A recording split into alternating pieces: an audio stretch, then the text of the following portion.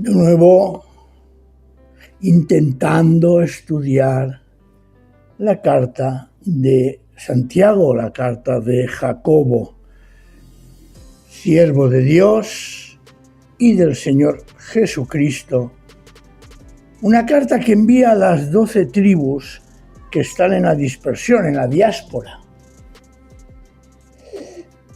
Seguimos pues entonces con Jacobo, Santiago, y retomamos esta epístola con los versículos 26 y 27 del capítulo 1, que nos dice lo siguiente. Es cortas frases, 2 versículos, pero de una profundidad extraordinaria. Fijaos, si alguno se cree religioso, pero no refrena su lengua, sino que engaña a su propio corazón, la religión de tal es vana.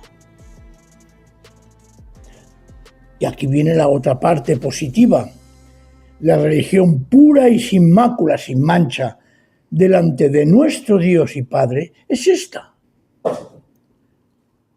visitar a los huérfanos y a las viudas en sus aflicciones y guardarse sin mancha del mundo.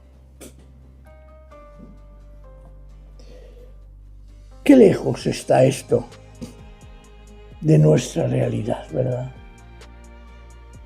Ser religioso, vamos a abrir nuestro corazón, ser religioso no es malo. Es malo cuando esa religiosidad es mal entendida y nos lleva a juzgar, condenar e incluso a sentirnos superiores a aquellos que no son creyentes o que no cumplen, según nuestros pensamientos, aquello que nosotros creemos que ha de ser una persona religiosa. En griego esta palabra, treskos, denota temor, respeto. A mí me gusta más la palabra respeto que temor, porque parece que temor implica un cierto miedo. Denota respeto, adoración a Dios. Y está muy bien. Es una definición, a mí personalmente me gusta. Pero quedarnos solo con esto es algo peligroso. ¿Recordáis la expresión de Jesús que toma del Tanaj, de Oseas, capítulo 6, versículo 16, cuando afirma aquello de misericordia quiero y no sacrificio? Esto está en Mateo, capítulo 9, versículo 12. Qué importante es esta expresión de Jesús. Algún día hablaremos lo que implica esta expresión en el concepto que muchos tenemos y tienen sobre el verdadero sacrificio de Jesús.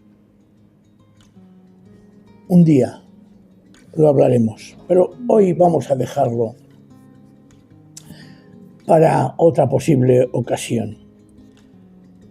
Jesús, y permitidme decirlo, es en cierta manera, entender lo que quiero decir, antirreligioso, cuando se pone por delante aquellas cosas que perjudican a los demás y no se basa en el amor de verdad. ¿Por qué? Porque la religión malentendida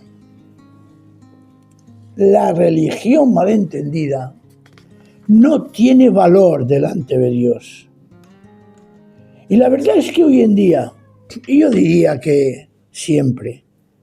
Se ha dado más importancia a los ritos que al amor, a la estructura de los cultos, a las actitudes externas, que no a la relación humana, a lo que hay realmente en el corazón.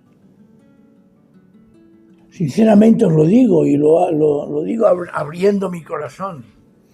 A mí la palabra religión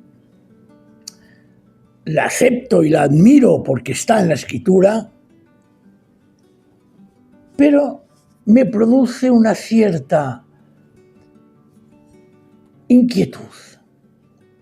Religión son los budistas, por ejemplo, el islamismo, toda una serie de religiones que han surgido. Pero sin embargo,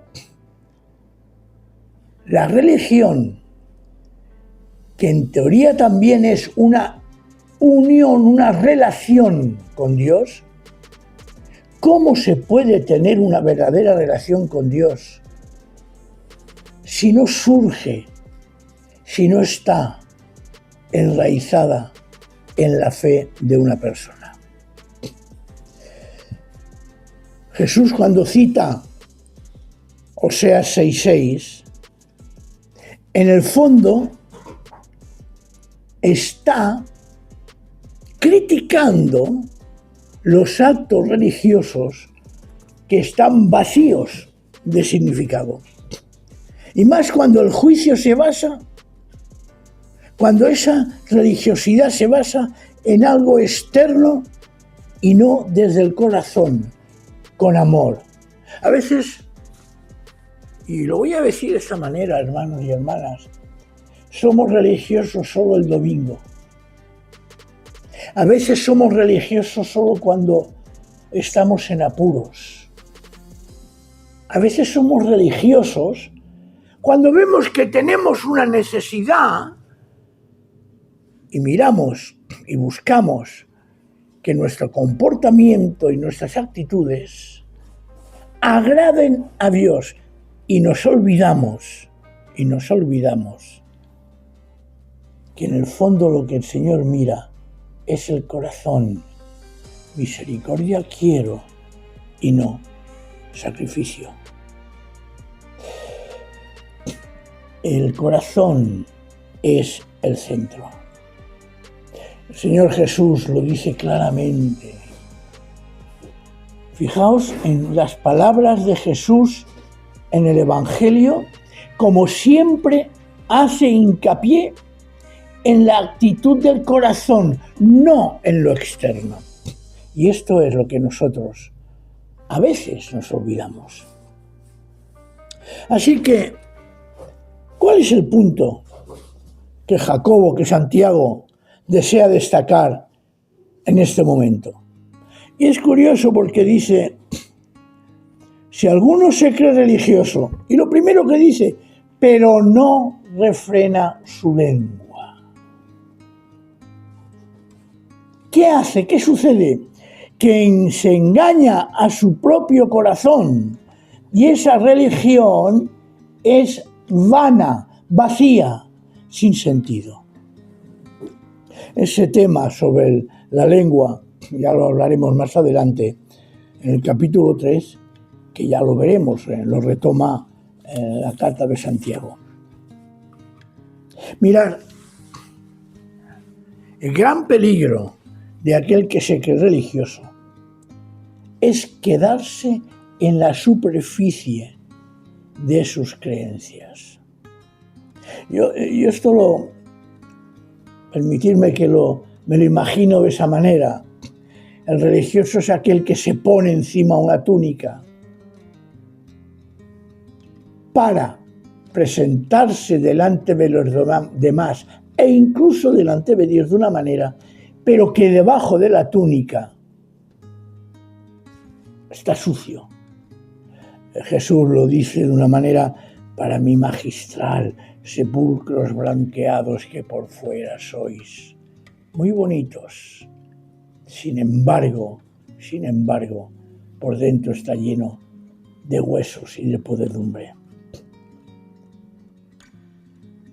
Repito, no podemos quedarnos con una religiosidad externa sin mirar lo que hay en nuestro corazón, porque resulta que en el mundo cristiano a veces hay más religiosidad que fe. Hay más apariencia que auténtica sinceridad en la relación con Dios. El problema, y lo voy a decir, insistir, que hay es quien se cree religiosos y piensan que están haciendo algo que agrada al Señor, pero resulta que su corazón está lejos de Dios. O como dice Santiago, porque aquí Santiago también es muy directo, a mí me encanta en este sentido, engaña a su propio corazón.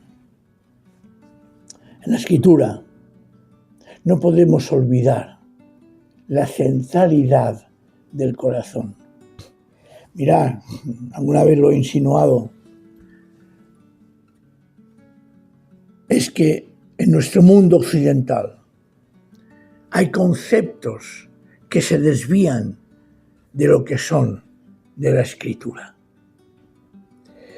Y es por eso que he de afirmar algo que yo quisiera que hoy que hablamos de la religiosidad quedase claro entre nosotros, aunque aparentemente pueda parecer casi algo desquiciado como locura. El Nuevo Testamento tiene sus raíces, tiene su sentido en el Antiguo Testamento. De tal manera que sin el Antiguo Testamento no podemos acercarnos al Nuevo Testamento. Si queremos comprender realmente lo que nos enseña. Y a la vez, el Nuevo Testamento también completa lo que nos enseña el Antiguo Testamento. No olvidemos que Jesús no ha venido a abolir la Torá, no ha venido a abolir el Antiguo Testamento, pero sí que ha venido a darle su sentido, su comprensión. Por lo tanto, esa comprensión y ese sentido no se puede en absoluto asumir si no aceptamos que el Nuevo Testamento está enraizado en el Antiguo. Por eso la palabra corazón denota, según la Escritura, porque es lo que nos enseña el Antiguo Testamento, el centro y dónde se sitúa la vida espiritual. Sin olvidar otro detalle también, que las entrañas, en los riñones, se sitúa el sentimiento. Nosotros en el mundo occidental aquí tenemos los pensamientos y aquí los sentimientos. En la Escritura, aquí están los sentimientos y en nuestras entrañas está el pensamiento, y en nuestras entrañas están los sentimientos. ¿Recordáis las expresiones que podemos ver en Proverbios 4:23, si queréis buscarlo? Los pensamientos de vuestro corazón. Pero sigamos. ¿Qué nos quiere decir Santiago? Pues nos quiere decir que la verdadera fe surge del corazón y que nunca la religiosidad, la práctica de una religiosidad malentendida debe ahogar lo que hay en nosotros. Y además lo dice, curiosamente, más adelante. Más adelante no dice, si alguno es el que es religioso, pero no refrena su lengua. ¿Os fijáis el detalle? Que la lengua refleja lo que hay en el corazón. Y si no se controla esa lengua, si no se refrena la lengua, esta persona se está engañando a sí misma. Y toda su religiosidad, toda su actividad en el culto, claro que sí, en la vida. Porque a veces la religiosidad la vivimos sin darnos cuenta. Vamos al culto, hacemos alguna que otra cosa en la iglesia. Podemos estar más o menos atentos a la predicación, a los cantos, a todas aquellas cosas que atañen a una verdadera adoración, más o menos atentos, más o menos participativos, pero cuando reflexionamos sobre esto, es cuando nos damos cuenta que ponemos por delante, no, yo ya soy religioso. ¿Por qué? Porque eres miembro de iglesia. Porque vienes a los cultos, pero no te enteras de nada porque consideras los motivos que tú quieras. Mirad, toda la religiosidad, toda nuestra actividad en el culto, toda nuestra relación con los hermanos, si no tiene una fe auténtica, vivida, sentida desde el corazón, permíteme que diga la palabra, es un auténtico engaño. Un engaño para ti mismo primero, y a veces se intenta engañar a los demás. ¿Por qué? Pues sencillamente porque no se pone en práctica la verdadera palabra de Dios que anida en el corazón, sino que se vive de una apariencia engañosa.